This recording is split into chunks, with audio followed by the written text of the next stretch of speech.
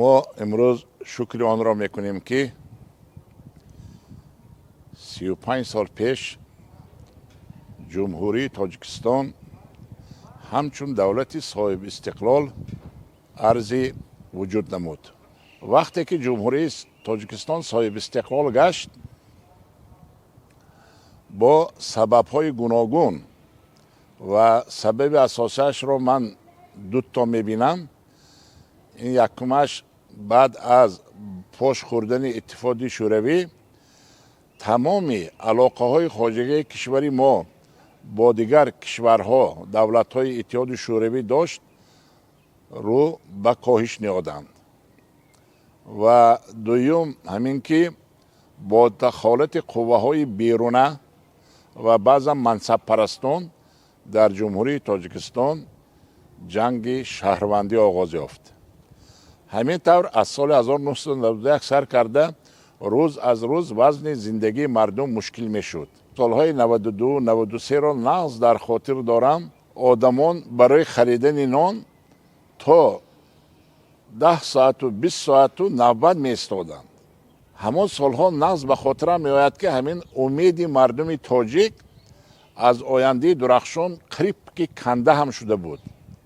ولیکن رحم پروردگار ما آمد. میگوید شاعری زبردست عایق شیرعلی در همین سیسه 16 اجلاسیه مجلس شورای عالی جمهوری تاجیکستان امام علی شریف رحمانوف سروری دولت ما انتخاب گشتند. یک همین مردم با یک همین چشم نیک به جمهوری مینگریسته شد. من همه وقت همون لحظه ها به یادم آید یک بیتی همین حافظ شیرازی به یادم می آید. ستاره بدرخشید و ماه مجلس شد، دلی رمیده ما را انیس و مونس شد.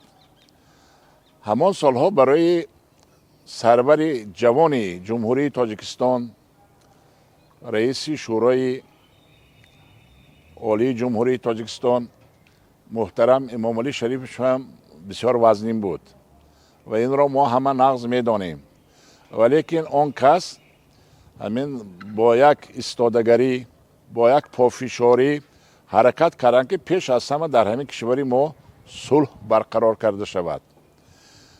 به قریب دولت های ایران، افغانستان، فدراسیون روسیه، قزاقستان، قرقیزستان و دیگرها ازبکستان چندین مراتبه سفرها کردند و کوشش کردند که در آخر همین صلح در انتظار ما یعنی که به امضا رسد. این هم نقض میدانیم که 27 یونیو سال 1997 بود. ولیکن در همان دوره هم در اقتصادات ما تا این دوره یگان پیشروی هم نبود و بدتر هم تا سال 2000 باز یگان موفقیت های نظررس هم به چشم نرسیدند. ولیکن با کوشش و زحمت های پرزیدنت کشوری ما همین طور شد که از سال 2000 سر کرده اقتصادیات جمهوری تاجیکستان رو به انکشاف نهاد. من از سالهای 2000 وقتی که صلح شد آهسته آهسته اقتصادیات کشوری ما رو به ترقی نهاد. اکنون در همین سالهای صاحب استقلالی ما بعد از سالهای 2000 اقتصادیات کشوری ما با سرعت بلندترین ترقی کرده می آید.